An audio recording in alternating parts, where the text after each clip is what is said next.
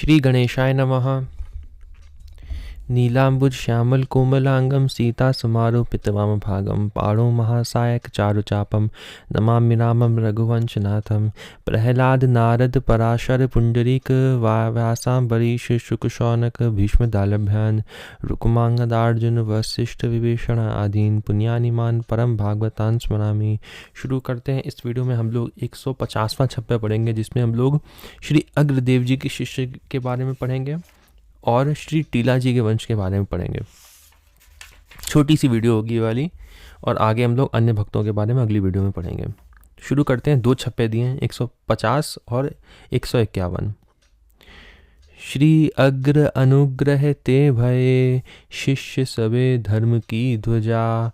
जंगी प्रसिद्ध प्रयाग विनोदी पूरन बनवारी। नरसिंह भल भगवान दिवाकर दृढ़वत धारी।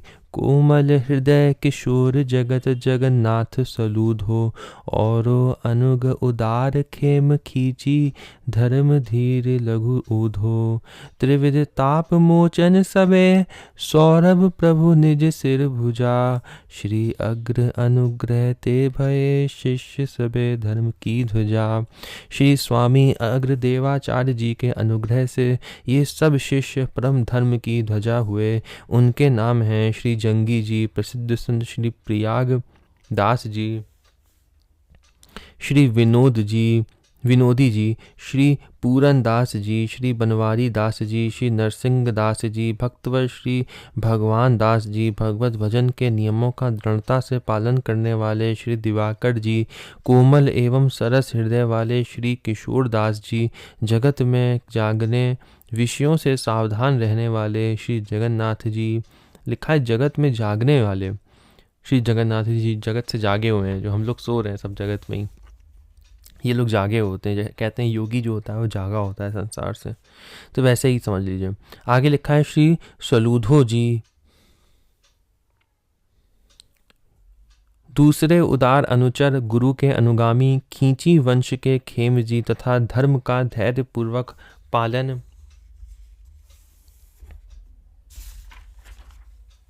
करने वाले लघु उद्धव जी आदि।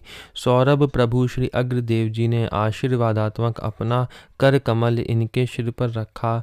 इससे ये शरणागत जीवों को दैहिक दैविक और भौतिक तापों से मुक्त करने वाले हुए। आगे दिया हुआ है प्रयागदास जी के बारे में, उसको पढ़ लेते हैं। लिखा है आपका चरित्र आगे छप्पे 166 में वर्णन किया गया है, तो वहीं पे पढ़ लेंगे। श्री जंगी जी, आप बड़े ही सिद्ध संत थे। एक बार विचरण करते हुए एक संत के आश्रम में पहुँचे। पास में एक किला था, जिससे यवन लोग आश्रम में आकर बोले किले का विस्तार होगा, इसलिए यह स्थान छोड़कर दूसरी जगह व्यवस्था कर लो। संत को उदास देखकर श्री जंगी जी ने यवनों से कहा,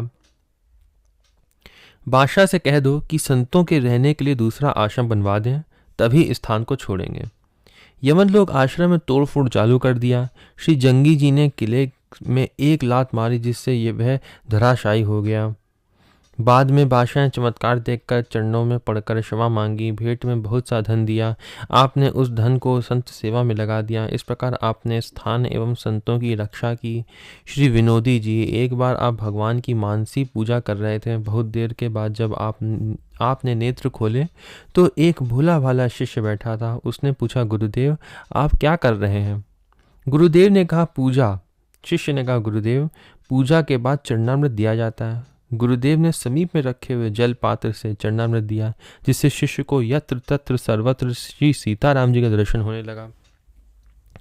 ऐसा आपका दिव्य प्रभाव था। श्री अग्रदेवाचार्य जी के सभी शिष्यों को एक ही समान ऐसे ही महान जानिए। हम लोग पढ़ेंगे श्री टीला जी का वंश। भरत खंड भूधर सुमेर टीला लाहा की पद्धति प्रगट। अंगज परमानंद दास जोगी जग जागे। खरतर खेम उदार ध्यान कैसो हरिजन अनुरागे। स्फुट त्योला शब्द लोह कर वंश उजागर। हरिदास कपि सब प्रेम सबे नवधा के आगर। अच्युत कुल सेवे सदा, दासन तन दसधा अगट, भरत कंड भूधर सुमेर, टीला लाहा की पद्धति प्रगट। संसार में भरतखंड रूपी सुमेरु पर्वत के शिखर के समान श्री टीला जी एवं उनके विरक्त शिष्य श्री लाहा जी की परंपरा बहुत प्रसिद्ध हुई।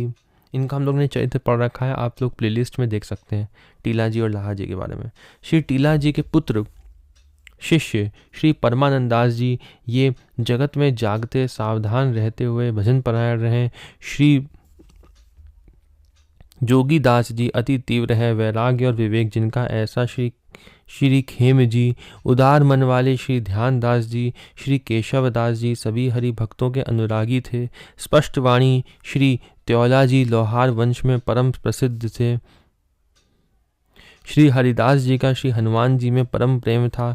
श्री टीला जी की परंपरा के सभी गृहस्थ विरक्त संत नवधा भक्ति की उपासना में प्रवीण, वैष्णवों की सेवा करने वाले और वैष्णवों में प्रेमा भक्ति करने वाले हुए। टीला लाहा की पद्धति प्रकट, ये लिखा था ना यहाँ पे छप्पे में, तो उसके अर्थ में लिखा है श्री टीला जी की गृहस्थ एवं विरक्त दोनों परंपराएं, दोनों में महान सिद्ध संत हुए। इस छप्पे में उन्हीं सबका स्मरण किया गया है। विशेष चरित्र छप्पे 39 में देखिए। श्री टीला जी का जन्म खाटू खंडेला के पास कालूड़ा गांव में प्रसिद्ध जोशी गोत्री ब्राह्मण कुल में हुआ। प्रथम लिपि संवत 1664 एवं द्वितीय प्रतिलिपि संवत 1950 कल श्री कल्याणाचार्य जी के द्वारा लिखित श्री टीला जी की वाणी के अनुसार श्री टीला जी का जन्म वेवापुर में द्रोण वंश में हुआ। वाणी संख्या 414। पितामह श्री छाजा जी एवं श्री पिताजी का नाम टोडर जी था जो सलेमाबाद में निवास करते थे। वाणी संख्या 1266 में दिया है। आज भी सलेमाबाद में श्री टीला जी की समाधि बनी हुई है। इनके पुत्र एक श्री परमानंद जी थे और एक पुत्री लाड़ाबाई थी। लाड़ाबाई के पतिदेव श्री खेम जी भी महान भक्त थे। इनका नाम इसी छप्पे में लिया गया है। दोनों ही सिद्ध भक्त थे। दंपत्ति ने चक्र तीर्थ गांव में रहकर भजन एवं भक्ति का प्रचार किया। श्री टीला जी की भक्ति के अतुल प्रभाव से उनके पुत्र परमानंद जी एवं इनके 4 पुत्र जोगीदास, हरिदास, ध्यानदास, केशवदास जी थे। ये बड़े संत सेवी एवं भगवत प्रेमित हुए।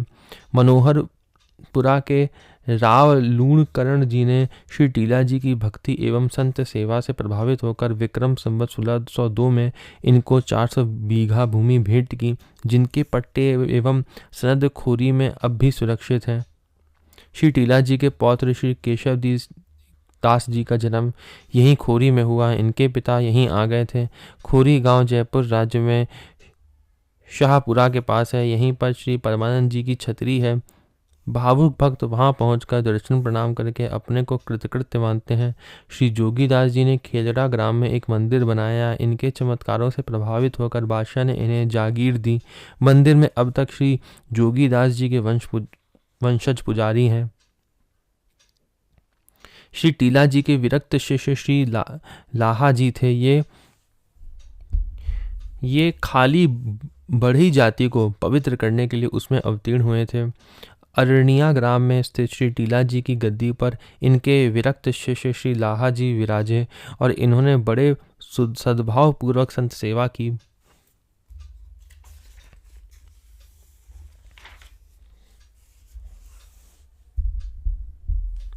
विरक्त परंपरा के शिष्य संत अब तक मंदिर में सेवा पूजा करते हैं। अरनिया से 3 कोस दूर खोरा ग्राम में भी रहकर श्री लाहा जी ने भजन किया। यहाँ भी इनकी गुफा, भजन स्थली एवं मंदिर दर्शनीय है। इन्हीं की एक शाखा का मंदिर रामपुरा में है। श्री टीला जी आप श्री राम भक्त एवं गो भक्त थे। एक बार श्री टीला जी वन में गैया चरा रहे थे। एक संत ने कहा, मुझे दूध पिलाओ। इन्होंने कहा, आप थोड़ी देर विराजें, मैं अभी दूध लाता हूँ। संत ने कहा, कहीं जाने की जरूरत नहीं है, उस गाय का दूध दूह लाओ। आपने कहा, यह गाय बांझ है। संत ने कहा, तुम मेरी आज्ञा का पालन करो। ये गाय के पास गए तो दूध अपने आप गिरने लगा। संत जी ने पिया और इन्हें भी प्रसाद दिया। तो जो संतों की वाणी होती है वो कितनी सत्य होती है। जिन्होंने बोल दिया स्वयं भगवान भी उस आज्ञा का पालन करते हैं, इसलिए उनकी मुंह से वाणी निकल गई तो अब वह सत्य ही होगी। इसलिए बांझ गाय के भी दूध निकला।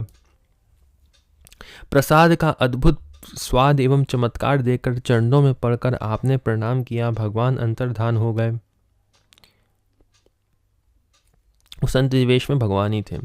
आगे लिखा है, श्री लाहा जी, गुरुदेव ने आपको मानसी सेवा के लिए आज्ञा दी। गुरु कृपा से आपको मानसी सेवा की सिद्धि हो गई। एक बार श्री टीला जी मानसी सेवा में बैठे थे। किसी ने आपसे पूछा, गुरुदेव कहाँ हैं? आपने कहा, मुझे पता नहीं है। दूसरे शिष्यों ने कहा कि गुरुदेव मंदिर में विराजमान हैं। उन्होंने इनकी शिकायत की कि हमने इनसे आपके बारे में पूछा, इन्होंने नहीं बताया। गुरुदेव ने कहा, लाहा तुमने क्यों नहीं मुझे बताया? लाहा जी ने कहा, आप मानसिक सेवा में तन से मंदिर में थे और मन गौशाला में था, इसलिए मैं आपको कहाँ बताता। गुरुदेव प्रसन्न हो गए क्योंकि मानसिक सेवा में इनका प्रवेश हो चुका था। श्री परमानंद दास जी, आपने संतों की सेवा बहुत अच्छी प्रकार से की। एक बार अकाल पड़ने पर सभी नर नारी गांव छोड़कर भागने लगे। श्री परमानंद जी ने कहा, आप लोग अमुक स्थान में जाकर देखो, वहाँ अन्न का भंडार भरा हुआ है।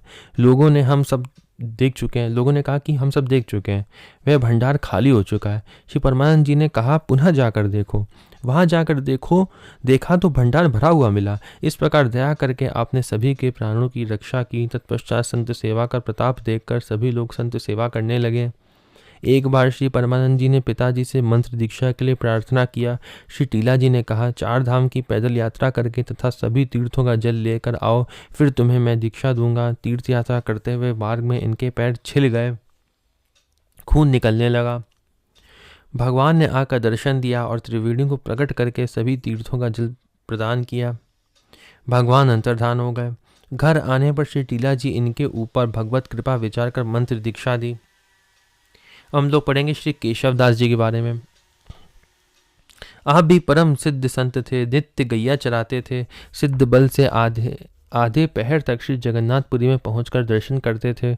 50 वर्ष के शरीर के बाद शरीर जर्जन होने पर स्वयं श्री जगन्नाथ भगवान सी पर डूंगर में प्रकट होकर दर्शन दिया और बोले, मेरा यहीं दर्शन कर लिया करो। श्री केशव दास जी नित्य खोरी से डूंगर जाकर दर्शन एवं सेवा पूजा आदि करने लगे।